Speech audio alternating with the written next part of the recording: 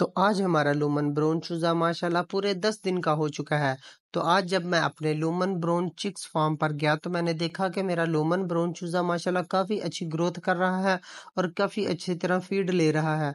और क्योंकि मैं इनकी टाइम टू टाइम वैक्सीन करता रहता हूँ तो बहुत अच्छी ग्रोथ होती है और इनके फैदर्स माशाल्लाह बहुत अच्छी तरह निकल रहे हैं और इनकी टेल भी बहुत अच्छी है और इनको मैं फीड टाइम टू टाइम डालता रहता हूँ, तो इसलिए ये बिल्कुल अच्छी ग्रोथ कर रहे हैं और बहुत अच्छा रिजल्ट मुझे दे रहे हैं। और इसके बाद मैंने देखा कि मेरा लुमन ब्राउन चूज़ा जो है वो भूखा है, तो इसको मैंने जल्दी से जल्दी बर्तन जो है इनके फिनिश किए और इनको मैंने फीड डाली। तो उसके बाद आपको दिखाता हूँ कि ये देखें माशाल्लाह किस तरह फीड के ऊपर रश कर रहा है। तो जब अपने चूज़े को फीड डालें तो वो इसी तरह रश करना चाहिए फीड के ऊपर। तो इसके लिए आपको चाहिए कि आप अपने चूज़े की केयर अच्छी करें।